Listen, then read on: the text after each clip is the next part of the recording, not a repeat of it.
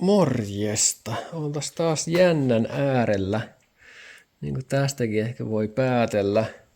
Elikkä nyt mä ajattelin säätää nämä Colombo et Varianin nokat oikeisiin spekseihin, eli niin kuin miten ne kuuluisi olla. Elikkä mulla on täällä tämmönen astekiekko, minkä mä tulostin just äsken. Itse kyhäsin. Mä pistän tämänkin vaikka Kults 3D, jos joku tän haluaa. Eli tää sopii näihin Alfan moottoreihin, TS ja varmaan JTSäänkin. Niin nää pitäisi saada tosiaan kohilleen säädettyä. Eli iso ongelma tässä säädön kannalta on nämä hydrauliset venttiilinnostimet, mitkä on noissa kupeissa tuolla. Elikkä näiden venttiilien liikkumisen seuraaminen, tää on suhteellisen hankalaa. Että se niinku vaihtelee aika paljon just kun mä yritän katsoa, että miten nuo venttiilit tuolla liikkuu, niin joka kerralla se heittää nuo mun arvot sieltä, täällä kiekossa jonkun verran. Eli mä en saa millään samoja tuloksia kahta kertaa. Eli mä voin pistää tähän seuraavaksi speksejä näkyviin, että minkälaisiin arvoihin mun pitäisi suurin piirtein saada nämä nokat säädettyä ja millä lailla. No niin, tässä näkyy näitä speksejä sitten nyt. Eli mulla on tässä vasemmalla TS ja oikealla JTS. Ja tässä näkyy näitä, mihinkä nämä kuuluisi saada säädettyä. Nämä nokat, eli täällä on TDC:ssä esimerkiksi näkyy, että minkä verran venttiili on auki. Tämä on yksi tapa, millä voitaisiin saada säädettyä. Mutta kun on hydrauliset venttiilinostimet, niin se on vähän hankala homma saada näitä mun mielestä säädettyä. Niin mä menen tuolla lopekentterillä, eli maksiminostoasteella. Se on huomattavasti helpompi. Ja mulla oli niillä JTS:n, eli mikä näkyy tässä nämä, niin näiden vakionokkien lukituspaloilla mulla oli säädettynä, mutta se nyt ei oikein toiminut ainakaan, ne oli aika lähellä näitä arvoja, niin mä säädän sitten nuo nokat näillä TS:n arvoilla sitten. Mä veikkaan, että näillä toimii huomattavasti paremmin tyhjäkäyntiä sun muutenkin. Lähdetään nyt ihan alusta liikkeelle. Eli meillä on tässä mittakello. Tämä on syytystulpan tilalla ja tällä me etsitään yläkuolokohta. Ja se on täällä mittakiekossa. Se on tuolla tuo TDC, Top Dead Center. Elikkä me halutaan tietää se, ja sitten me laitetaan tänne joku ilmasin. Mulla on tommonen rautalangan palanen tuolla väännettynä tonne jonkun pultin alle. Niin saadaan sillä nuo asteet sitten selville. Mulle on joku viisaampi joskus sanonut, että moottoria kannattaa pyörittää pelkästään myötäpäivää. Tai siis sinne päin, mihin sen kuuluu pyöriäkkinä. En tiedä syytä, älä kysy multa. Mutta niin mä oon tehnyt ja ei ainakaan tullut mitään ongelmia. Eli etsitään tästä vaan se meidän yläkuolokohta. No niin, nyt se alkaa nousemaan. Me päästinkin tuolla jo yläkuolokohan yli näköjään. Mitä täältä vaan se korkein kohta. Meni jo hutiin.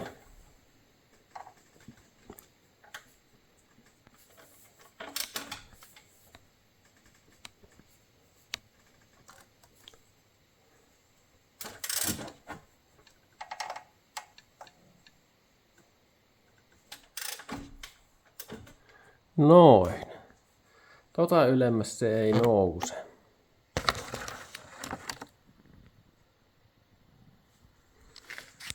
Sitten me voidaan täältä säätää tuo meidän TDC.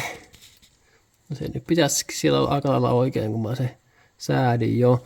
Eli mulla on tämä pyöritettävä tämä mun mittakiekko tässä. Niin se voi hakea tästä vaan kohilleen se. Eli käytännössä noin. Eli nyt meillä on yläkuolokohta täällä selvillä. Ja tämän jälkeen me ei periaatteessa tarvitse tätä enää ollenkaan. Kunhan tohon säätö ei enää koske. Niin ja kannattaa muuten varmistaa, että teillä on nyt oikeassa asennossa nuo nokat. Eli ne kuuluu olla niin kuin suurin piirtein näin. Täällä. Eli nuo pitäisi olla suurin piirtein kiinni nuo venttiilit. Näin yläkuolokohdassa. No joo, eli sitä lopekentteriä lähdetään hakemaan, tai sen asteita. Ja se siis on se maksiminosto, eli mä otan etsiä nyt se maksiminostoasteet. Se nyt on oikeastaan ainut järkevä konsti, mitä tässä nyt pystytään selvittämään. Eli tehdään nyt niin, että mä aloitan tästä pakonokasta vaikka, ja mä pyöräytän tuon sinne maksiminostoon, ja katsotaan sitten ne asteet. Me haetaan sitä 100 astetta, niin katsotaan ne, minkä verran siellä sitä oikeasti on. Mutta tässä nyt on semmoinen ongelma, että tämä meidän nokkapyörä täällä, tämä ei ole säädettävä niin kuin tuolla imunokalla. Niin tästä tulee sitten ongelmia tämän kanssa, että miten me saadaan se sitten säädettyä.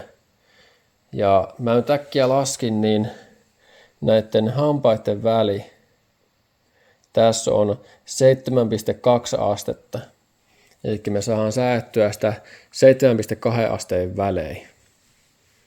Ja sitten tietty täällä on ihan pieni välyys täälläkin, mitä sitä pystyy säätämään. Mutta joo, saadaan me nyt ainakin vähän sitä paremmin tehtyä. Eli lähdetään täältä vaan pyörittää. Täältä vaan myötäpäivää ja katsotaan, kun saavutetaan se maksiminosto. Eli käytännössä tämä niin alas kuin menee.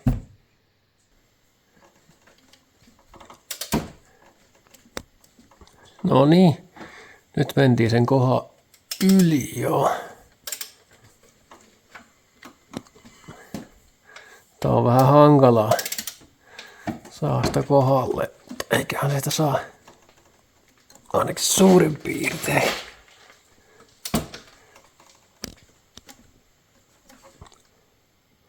Se on varmaan siinä. Mä nyt pyöritin sitä niin 10 kertaa vielä ja tuon tarkemmaksi mä en sitä saa. Elikkä täällä on nyt 90, 100, 110, semmonen noin 115, 114, 115 astetta näköjään. Ja me pitäisi saada tuonne 100 se. Joo, mielenkiintoista. Eli me pitäisi saada aika huomattavastikin säädettyä. Joo, eli mä teen nyt sillä lailla, että mä säädän tämän täältä tuonne 100 se.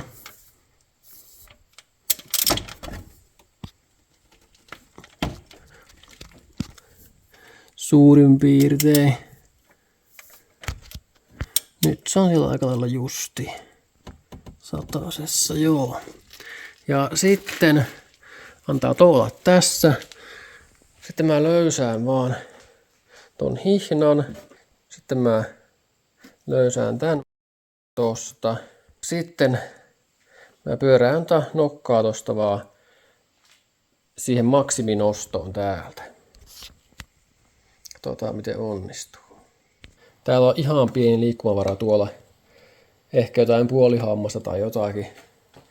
Niin sillä mä nyt sain aika lähelle säättyä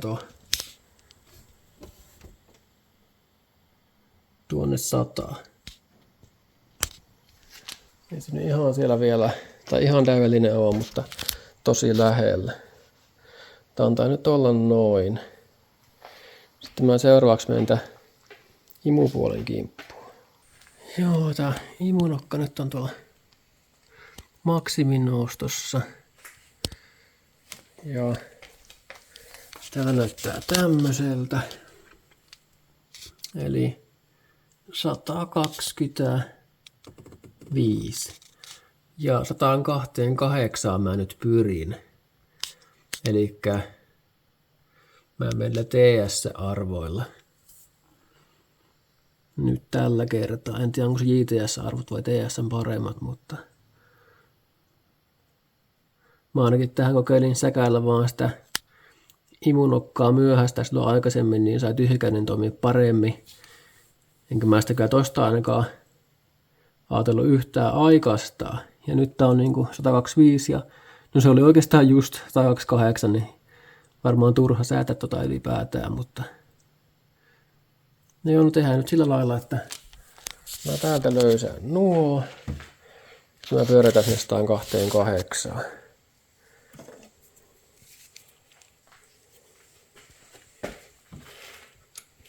Ja sitten mä vaan kiristän. Mä löysäsin näitä vähän jo tuolta. Jos tuo nokka tosta nyt ei pyörähä vaan, niin noin. Sitten mä täältä ihan pikkasen pyöräytän.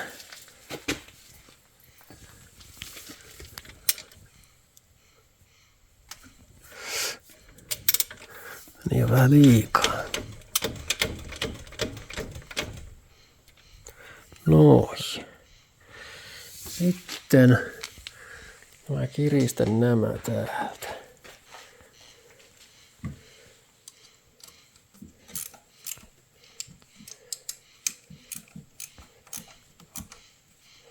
Tämä oli ihan älyttömästi helpompi kyllä, kun vertaisi tuohon pakonokkaan. Noin. Ja nyt sen pitäisi olla kohillaan suurin piirtein siellä jo.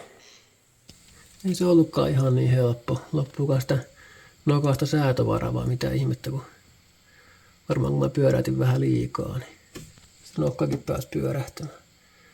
Siellä oli 130, nyt pitää vielä tuo korjata tosta, eli mä tämän täältä löysää ja sitten säädän vielä kerran uudestaan.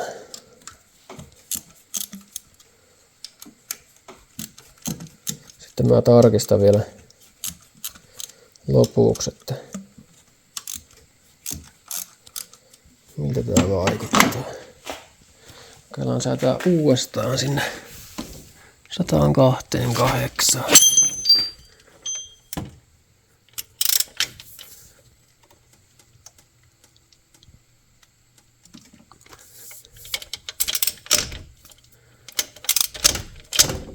Noin. Silloin just eikä melkein oikein verran.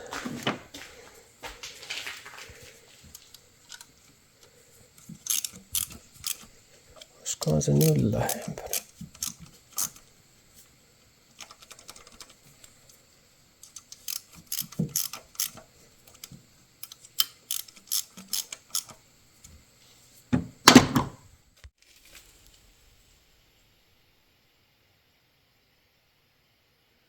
Joo, nyt se on erittäin lähellä. Joo, pitää tarkistaa vielä tuo pako tosta ja sitten voidaankin testata, että toimiiko tämä. Joo, se olisi siellä nyt. Pako ja no se on erittäin lähellä 100.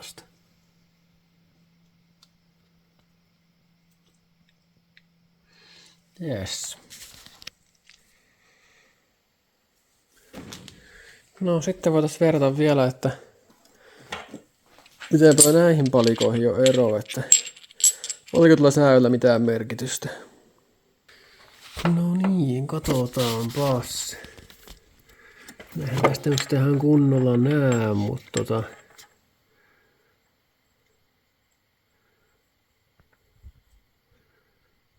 tästä katsotaan, niin mä sanoisin, että tuo on selkeästi myöhäisemmällä nyt tää imunokka.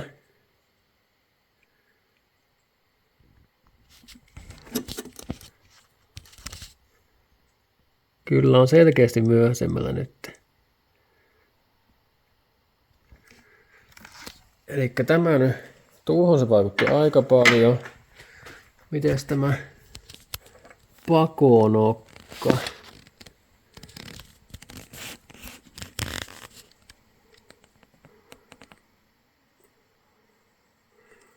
Tää on pikkasen aikaisemmalla, mutta aika vähän siinä on eroa. Joo. Kyllähän ne vähän tuli eroa, mutta ei ne mitenkään ihan järkyttävästi. Paitsi tuohon imunokkaan tuli tietty enemmän. Mutta jos mä olisin pistänyt sinne tähän miten tässä on tämä JTS:n ajoitus, niin se olisi ollut hyvin sama.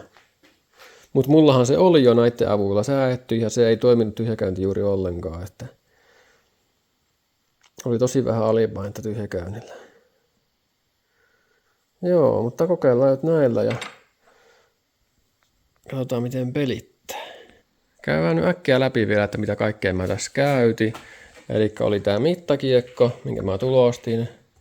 Mä pistän tuon sinne Kults 3D, niin sen saa sitä hommattua.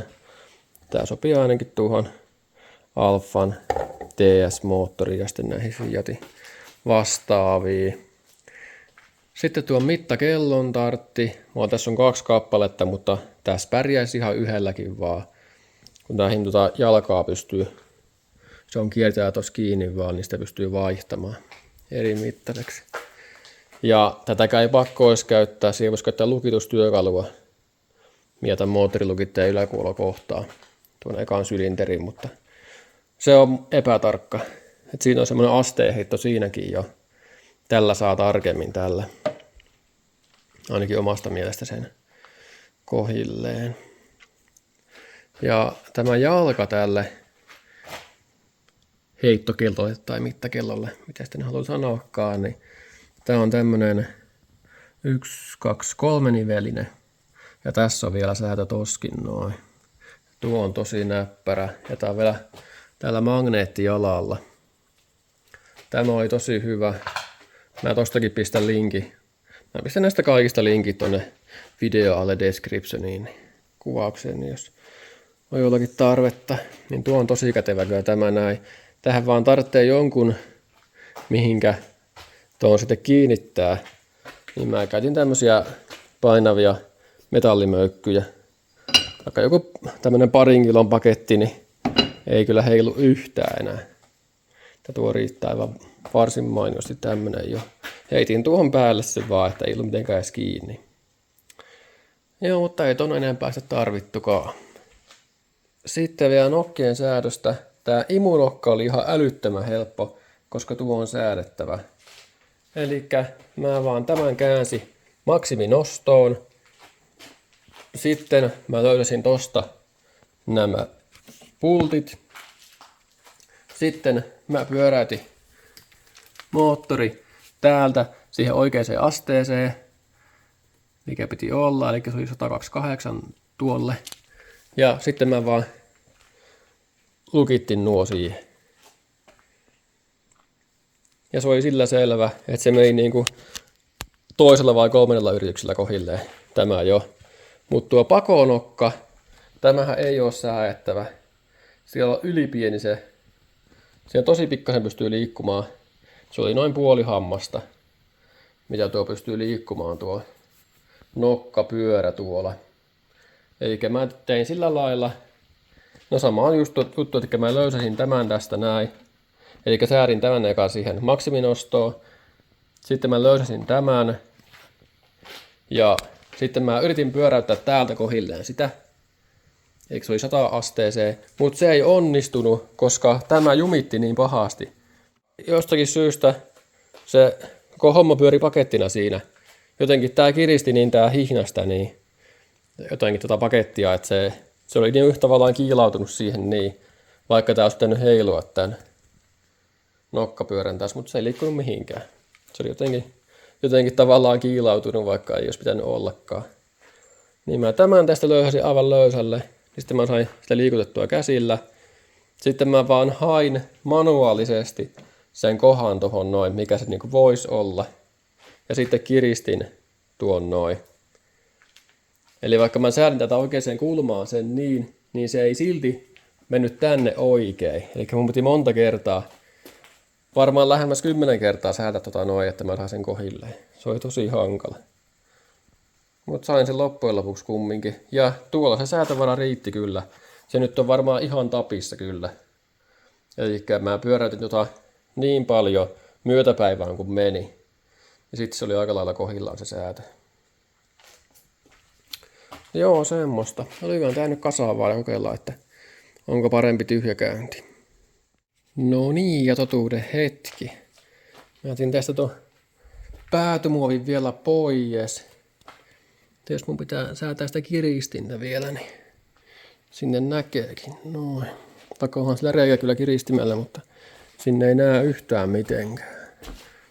Ja kun tässä on tuo käytetty hihna, niin se on varmasti jo venynyt jonkun verran. Se pitäisi vaihtaa vuoden päästä. Mä samalla kyllä voinut vaihtaa senkin, mutta no. Ja mulla on ratti täällä vähän vinossa. No kokeillaan käynnistä, mitä tapahtuu. Vai tapahtuuko mitään. Tää tosiaan tää vaihevälin lyhennin. Niin aika lyhyt on tää vaihteiden väli nyt. Ihan näppärä. Kokeillaan laittaa käynti. Oho, musiikki lähtee soimaan.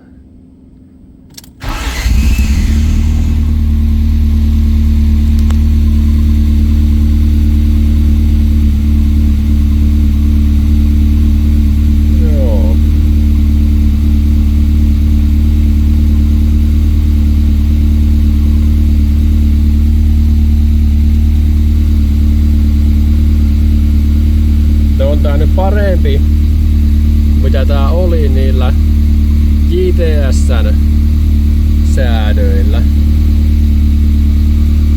tai niillä lukituspaloilla, millä mä tän alun perin laitoin nuo nokat. Mä voin pistää tähän vaikka viereen videon, niin mitä se näyttää se JTS:n lukituspaloilla.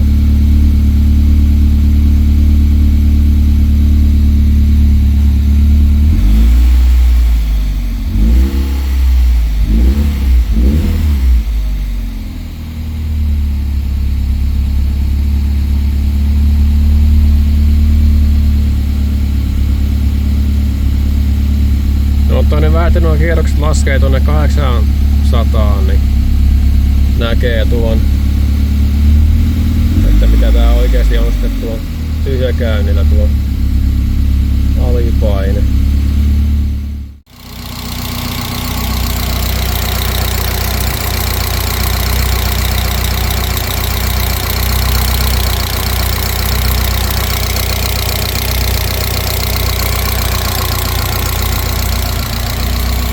Käydään kattoo.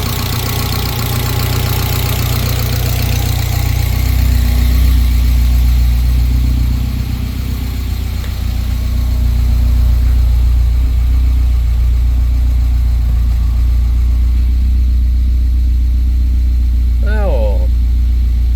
Huomattavasti parempi kuin mikä oli.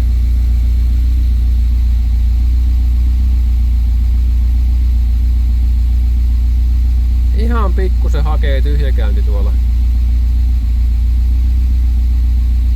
No mutta ei oo kyllä pahaa. Huomattavasti parempi nyt.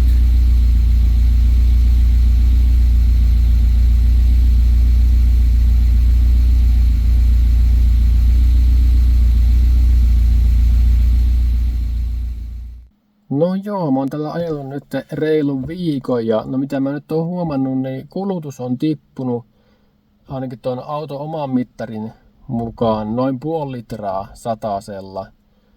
Että se nyt on jotakin ja sitten vääntö on jonkun verran enemmän. Mutta en mä nyt oikeastaan mitään muuta huomattavaa eroa ole sitten huomannut. Mutta miten tarkat nuo mun säädöt sitten oli tuolla? Elikkä mitä mä nyt säätelin, niin joka kerta kun mä testasin uudelleen, niin siellä oli noin asteen tai jonkun heitto, että ei ne nyt asteen tarkkuudelle ole säädetty. Mä sanoisin ehkä, että 2 asteen tarkkuudelle tai jotain semmoista. Mutta niin kuin kohtuu lähelle kumminkin niille ohjearvoille, mitä sitä nyt tehtaalta on lajettukaan, niin nyt ne on kyllä hyvin lähellä oikein. Ja mä sanoin, että ne kyllä kannattaa ollakin, mutta tosiaan mähän laitoin tänne ne TS-arvojen mukaan, enkä JTS:n, koska ne JTS-arvot ei vaan olisi toiminut tässä autossa. Että mulla oli pakko käyttää TS-arvoja.